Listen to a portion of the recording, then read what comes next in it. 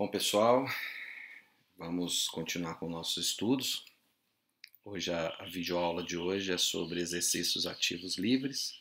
Nós já vimos em aulas anteriores o exercício passivo, o ativo assistido e agora vamos ao ativo livre.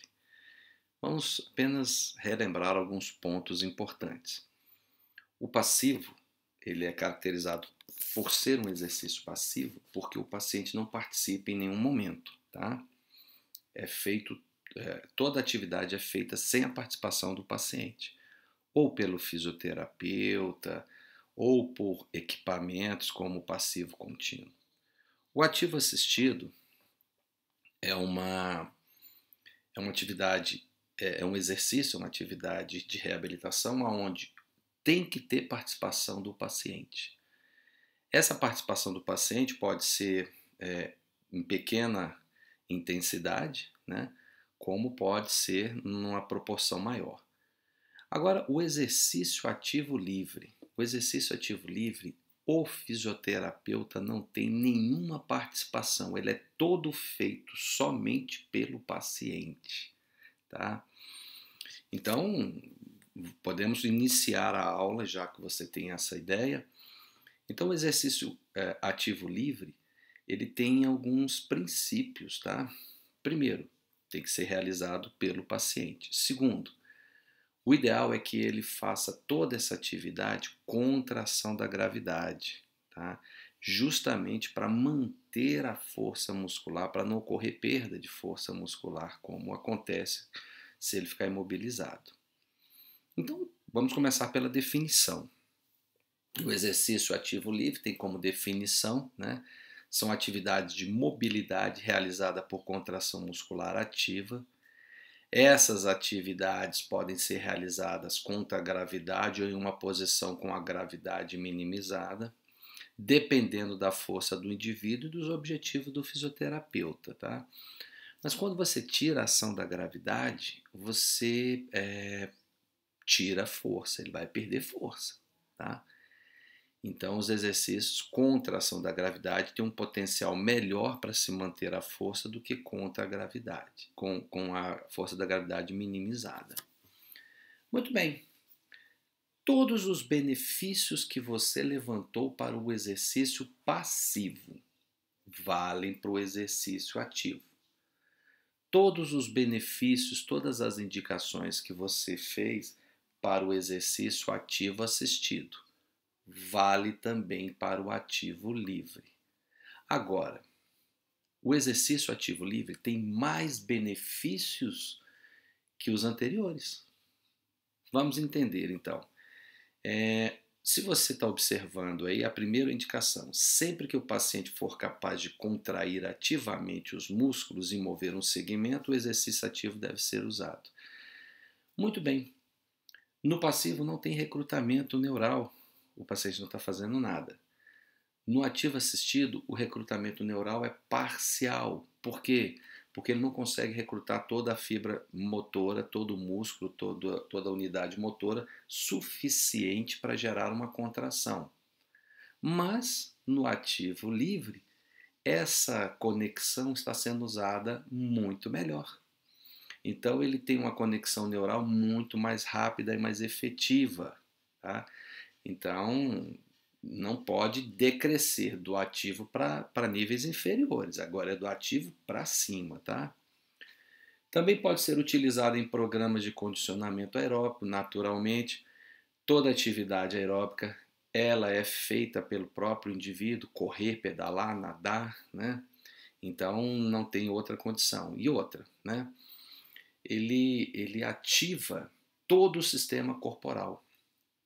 Quando você faz um exercício ativo livre, por exemplo, movimentando membros superiores e membros inferiores, você ativa um sistema nervoso, que é o sistema nervoso simpático. Isso é muito melhor para o nosso corpo do que simplesmente o passivo e o ativo assistido. Tá? Então, a probabilidade da resposta cardiovascular ser maior vai ser em atividades envolvendo os 4 segmentos. Quando um segmento do corpo é imobilizado por certo tempo, o exercício ativo livre é utilizado nas regiões acima e abaixo deste segmento, para manter as áreas em condições mais próximas possíveis do normal e preparar o paciente para novas atividades. Sem sombra de dúvida.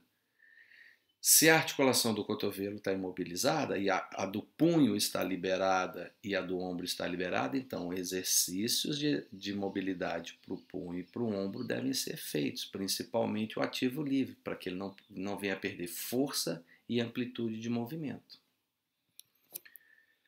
Agora, nós temos fatores que limitam a mobilidade ativa, mas esses fatores eles também vão limitar outras mobilidades, também a passiva, a ativa assistida.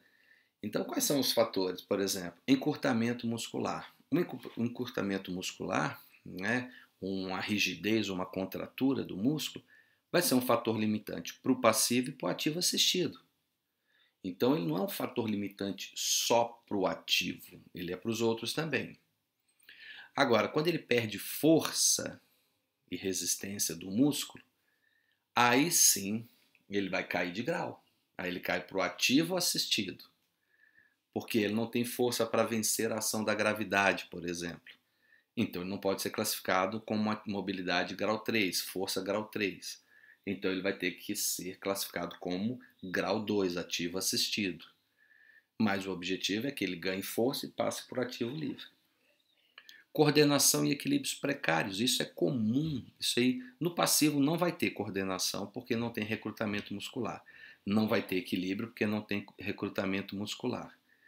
No ativo assistido não tem coordenação. Por quê? Porque a força é pequena, ele está ganhando força. Agora, quando você tem coordenação e equilíbrio, só se você tiver exercício, só se você tiver o ativo livre, ou seja, se você tiver força de grau 3, amplitude de movimento e resistências compatível com o exercício, tá? Falta de sincronia entre agonista e antagonista. Claro que isso vai ser um problema, por quê? Porque a contração muscular depende de pulsos, de conectividade, de inputs nervosos. E no passivo não está tendo contração. No ativo assistido, o recrutamento é precário. Então, o ativo livre, para que ele ocorra, para que isso tenha condição, você tem que ter um input neural perfeito. Sem essas conexões, nem ativo assistido, nem ativo livre vão ser possíveis. Tá? Limitações da resistência cardiovascular, mas nós estamos falando de uma situação, por exemplo, quando o seu coração não te ajuda, sem bombeamento de sangue, sem nutrição, e o exercício ativo livre vai ter dificuldades. É quando o indivíduo fala assim, eu estou cansado. Problemas cardiovasculares ou respiratórios afetam diretamente o desempenho das atividades globais, né? E os objetivos que se esperam com um exercício ativo livre? Nós temos muitos benefícios. Todos os benefícios do passivo, mais todos os benefícios do ativo assistido e mais os benefícios que você só encontra com o ativo livre, né? Então vamos lá, todos os benefícios dos anteriores mais a contração muscular. Resultado semelhante ao ativo assistido, porém são mais proeminentes. Vamos citar alguns, né? Vamos citar alguns. Retorno venoso. Ele é muito melhor no ativo livre. É melhor do que no passivo e do que no ativo assistido. Possibilidade de você trabalhar os 4 membros. Só é possível com ativo livre. Não dá para você trabalhar com passivo nem o ativo assistido os 4 membros. Ativação simpática. Aumento de força, né? Coordenação e equilíbrio. Tudo isso só é possível quando você atinge o ativo livre, tá? Proporcionar um estímulo para a manutenção da integridade óssea e articular, porque é o músculo contraindo perfeitamente, ele vai manter a resistência óssea. É o princípio da osteoporose, né? Se você ficar parado, você perde massa óssea, né? E a atividade física, o impacto, favorece a reposição óssea. né? Aumento da circulação, prevenção de trombos, nós já falamos isso anteriormente, desenvolvimento da coordenação e habilidade motora também. As limitações da técnica estão relacionadas à força muscular, é claro. Se você perde força muscular por qualquer motivo, o ativo livre não será possível mais. Então, pós uma inflamação, pós uma lesão, né, ou a pior, né, das hipóteses, por uma lesão nervosa. E aí sim nós vamos ter agravantes, né? Quer dizer, você vai perder força muscular e junto com ele a coordenação e o equilíbrio podem ser afetados. A técnica, aí sim, para demonstrar o que você quer, você pode até fazer o exercício passivo primeiro. Você faz o exercício passivo nele e fala, é desse jeito que eu quero que o senhor faça. E ele repete sozinho, né? Você demonstra o exercício, demonstra isso aí para ele fazer. Aí vem aquela pergunta, professor, mas e se ele não tiver capacidade de entender? Se ele for uma criança ou se for um idoso e existir dificuldade em entender? Mas você usa o passivo para demonstrar o que você quer, né? Não é motivo para você não tentar fazer os exercícios, né?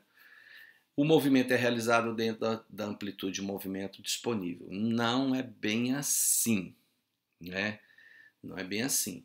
Se ele não tem amplitude normal, nós temos que, além do exercício ativo, trabalhar outras técnicas, como liberação articular, o alongamento. O objetivo sempre será a amplitude normal.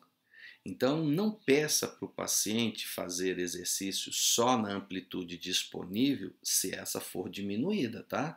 Você sempre tem que trabalhar na amplitude normal ou próxima do normal.